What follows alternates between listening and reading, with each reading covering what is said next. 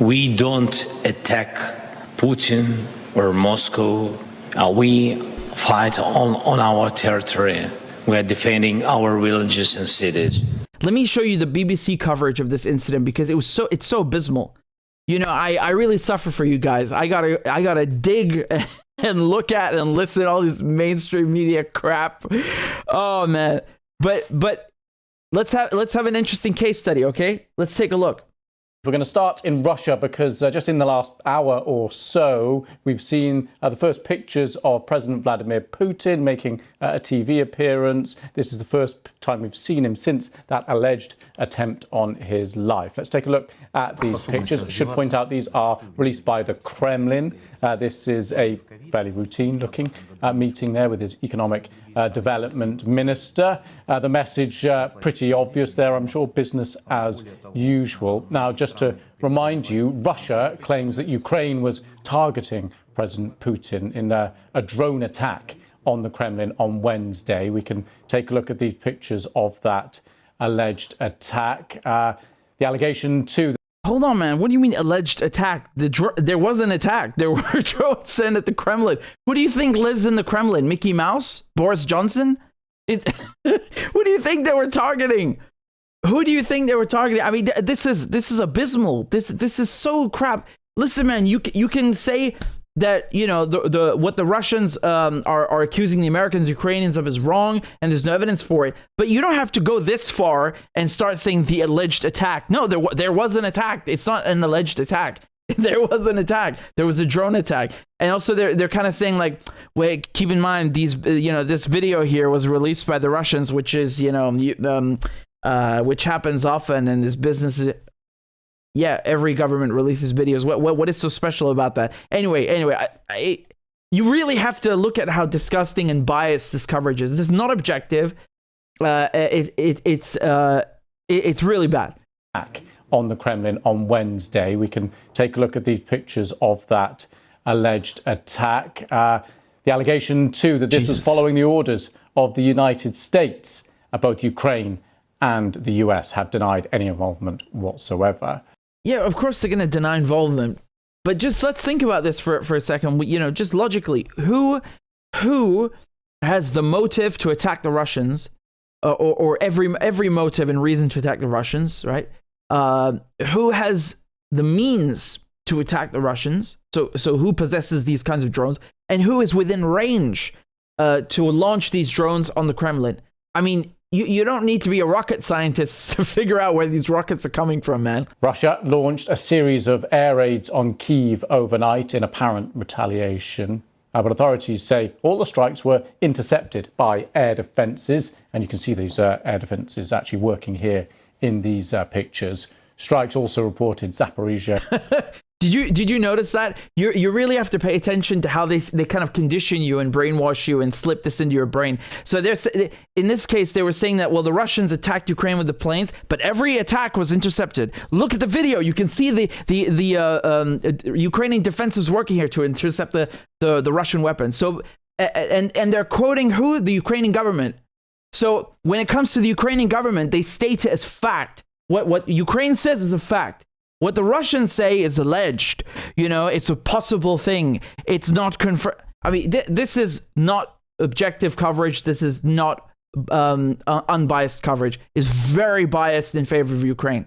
And, you know, the fact that people think the BBC is not state media, that it, you know, even though it's funded by the British taxpayer, but it you know, they say, oh, well, it has an independent editorial board. I really don't care. The coverage is biased. It's in line with what the government wants. There was a scandal recently. The BBC chief had to resign just last week because it turned out that he had been giving money to Boris Johnson, and then Number 10 recommended him for the job to take. It's so corrupt. It's so corrupt and biased. And Odessa too. Well, our Russia editor, Steve Rosenberg, has been monitoring the Russian response to all this. Well, the Kremlin continues to claim that this was a Ukrainian drone attack. But today it went one step further and suggested that America was actually behind the explosions over the Kremlin without providing any evidence, really, to back. Fair enough. He's right. The Russians haven't provided any evidence. I've literally seen absolutely nothing that confirms this. So it is true that we for the moment are speculating it's the Ukrainians and Americans, because logically, who have, as I said, who has the motive and who has the means to attack the Russians? It's the Ukrainians and Americans. But the thing is here that they don't employ any critical thinking. It's like they phrase things in a way that makes you think that, well, of course this is ludicrous. Oh, who would attack the Russians? The Russians attack themselves. Well, yeah, what a shitty false flag. You're telling me that's a false flag and I'm supposed to believe it? Come on, man. And one thing I would say here is that the Ukrainians have been given billions in weapons. What do you think they're doing with those weapons? We've seen Nord Stream being targeted. We've seen Moskva. We've seen all of the Crimea Bridge, symbols of Russian power or symbols of Russian influence being targeted specifically, Russian infrastructure being specifically targeted to send a message, to manifest and to show force. Why is this any different? I mean, I would say it's different because it's more dangerous and you're escalating things. That's why it's different. If you want nuclear missiles and a nuclear holocaust and for all of us to die in a nuclear winter, then yes, it's absolutely different. And keep on. That up. So President Putin's spokesman, Dmitry Peskov, he told journalists this. He said that decisions about such actions, such terrorist attacks, he said, are made not in Kiev but in Washington. And he maintained that it was America that chose the targets for Ukraine.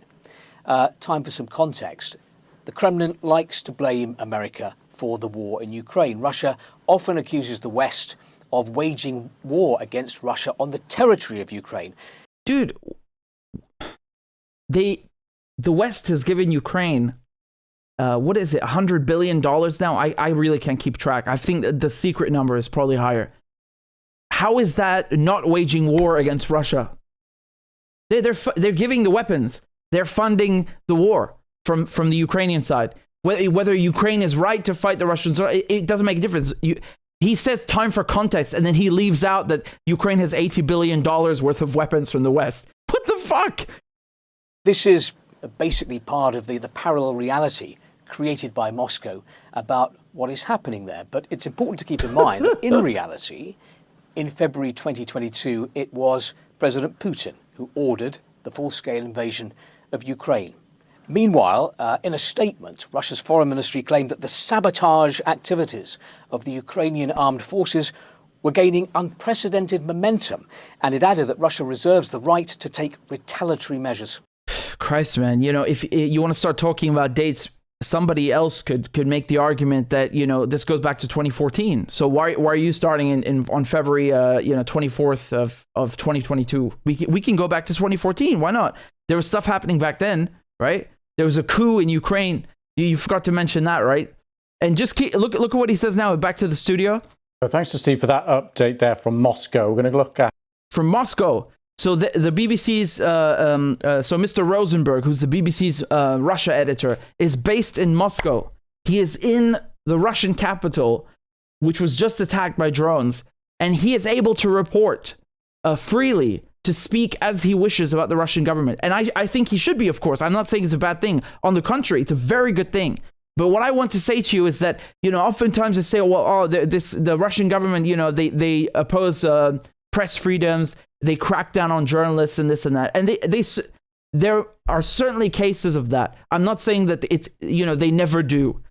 But I'm just trying to show you that how the Russians are hosting and allowing foreign correspondents to come to their capital and talk shit about them, and maybe that's a good thing. It's a good thing to be able to do that as a journalist. You should be able to do that, even if you're wrong. I mean, you should obviously not do that if you're wrong. In this case, I feel he's talking about context. He left out a lot of context.